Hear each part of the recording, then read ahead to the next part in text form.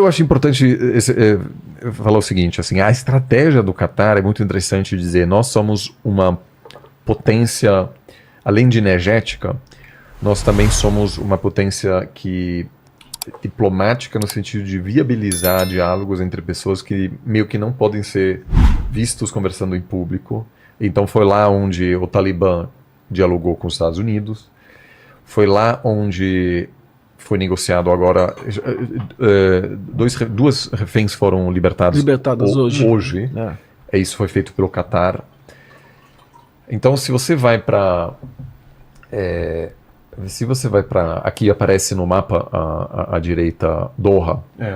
É muito interessante que uma cidade próspera, cheia e nos hotéis é possível ver delegações, muitas vezes, por exemplo, grupos representantes de insurgentes, de grupos separatistas, dialogam lá com representantes do governo de algum país da África, por exemplo. Então, é um espaço, entre aspas, seguro. A liderança de Hamas está em Doha, que inclusive foi lá essa imagem bastante chamativa, né, desse encontro entre o líder de Hamas e o ministro das Relações Exteriores do Irã se abraçando, que para mim foi surpreendente, porque foi uma espécie de assim, de quase que o iraniano dando os parabéns para a liderança de Hamas. Para mim, assim, foi todos aos sorrisos, se dando aquele abraço.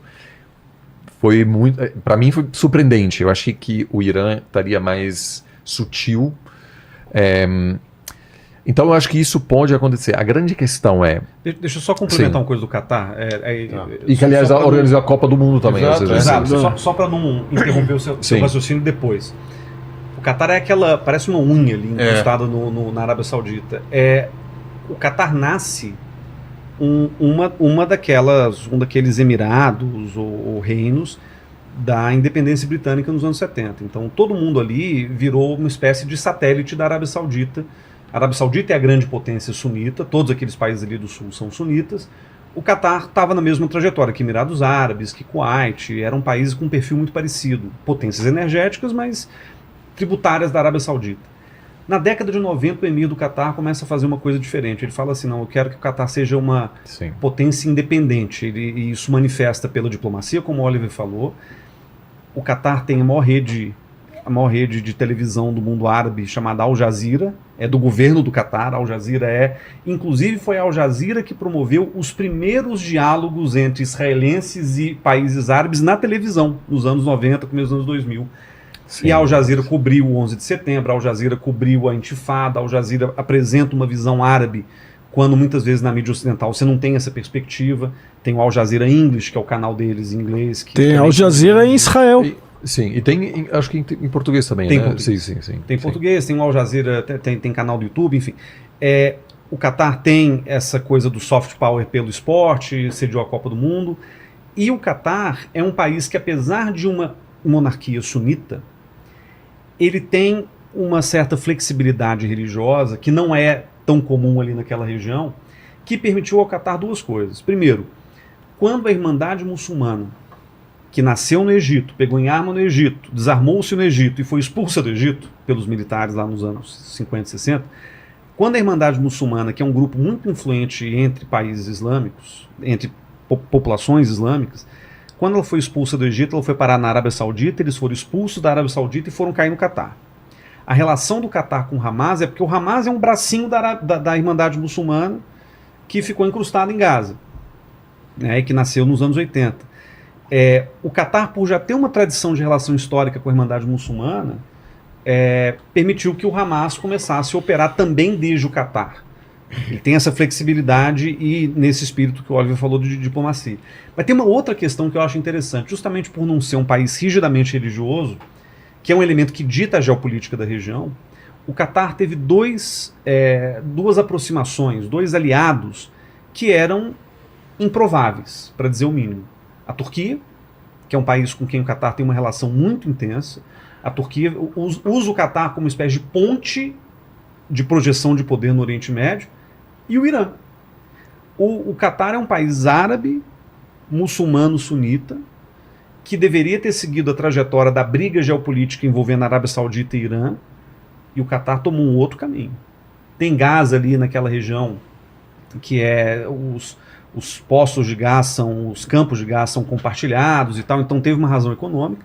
Mas, por exemplo, foi justamente essa aproximação do Catar com o Irã que levou o Catar a ser expulso do Conselho de Cooperação do Golfo, ameaçaram expulsar o Catar da Liga Árabe, porque ele basicamente está lidando, o Catar hoje é a potência que intermedia, além de todas as outras relações que o Oliver descreveu, a relação com as duas potências não árabes muçulmanas do Oriente Médio, a Turquia e o Irã. Então isso dá ao Catar um poder assim, estratégico gigantesco, e que talvez possa ser utilizado no caso do eventual mediação de paz no Oriente Médio. Ainda não falamos do Brasil, a gente vai voltar para o Brasil. Então temos um plano, o plano por enquanto sendo que uma grande coalizão liderada pelo Catar, que envolve os Estados Unidos, a China, a Turquia, Brasil, o Egito, o Brasil a gente comenta com o Egito também. Eu só quero assim aqui dizer que eu acho que todo o espaço para uma mediação, e aí eu volto ao assunto, não sei, né, Israel tem uma certa pressa para reagir.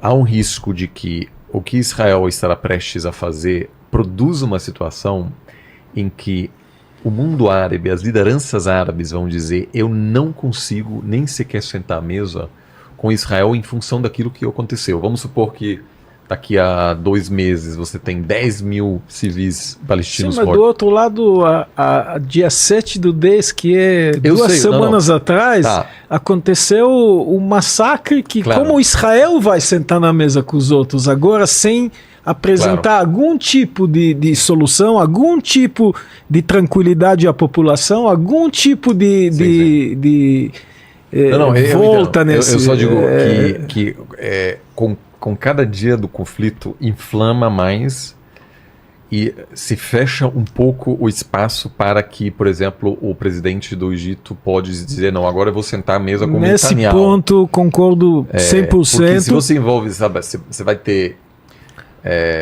acusações de crime de guerra, porque assim, nesse caso é uma situação difícil, porque a parte da linguagem no governo israelense sugere punição coletiva, por exemplo, que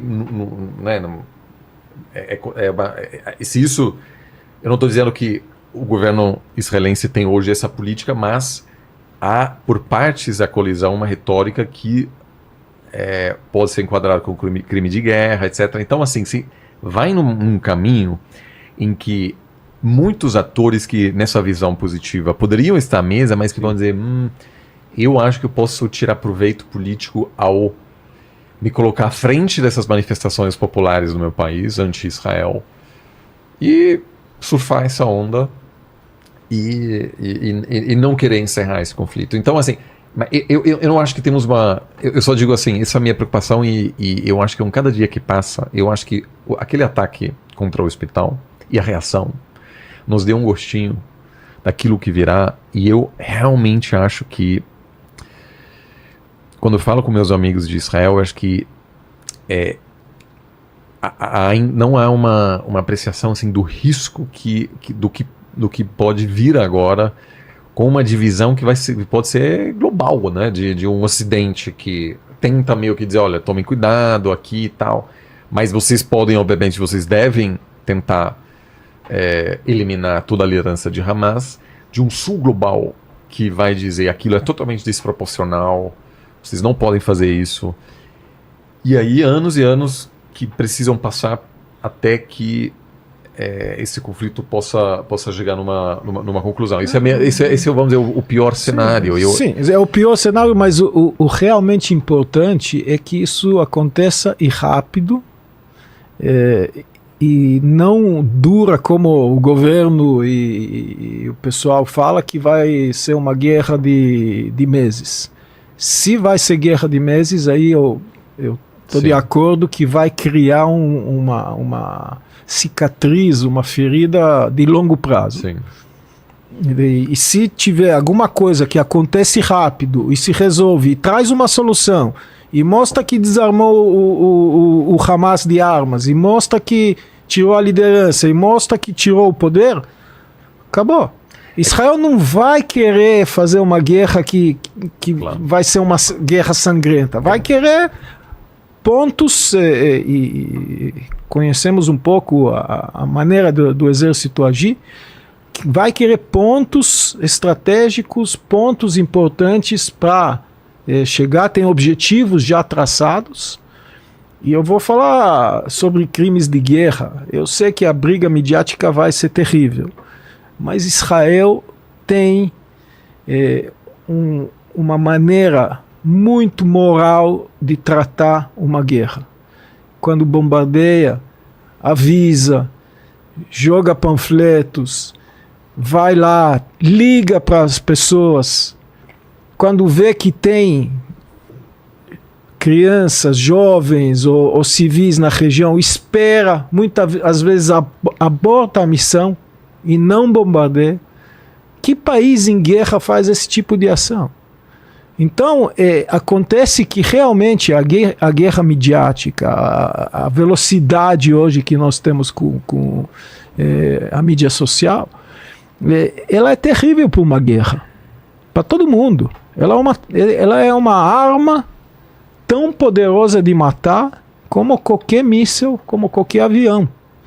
E isso, que se a gente fala do papel da China, do mundo, das grandes, do Catar, a gente tem que tentar, e volto a dizer, vai passar por soluções de interesse econômico também, algum tipo de solução que esses países podem trazer e têm interesse de trazer. Agora, concordo, tem diversas oportunidades que aparecem no meio do caminho para vários países que eles vão surfar. É mais fácil. O mundo não tem essa piedade, esse amor. Se vão morrer mais 10 mil, teve massacres sangrentos na Síria e em outros países no mundo, não preciso aqui citar, vocês sabem melhor, de quantidade muito maior, muito absurda de gente, e ninguém falou uma palavra. O problema de Israel é que, por mais que Israel trate a guerra com uma certa humanidade, eu não sei nem se isso é possível dizer, é um paradoxo. É paradoxo, sim. Mas o que fica na memória coletiva são os vídeos e fotos de crianças mortas por bombardeio, é aquela cena do soldado indo cortar água da entrada de Gaza, é cena de botando, como é que fala, cimento no poço.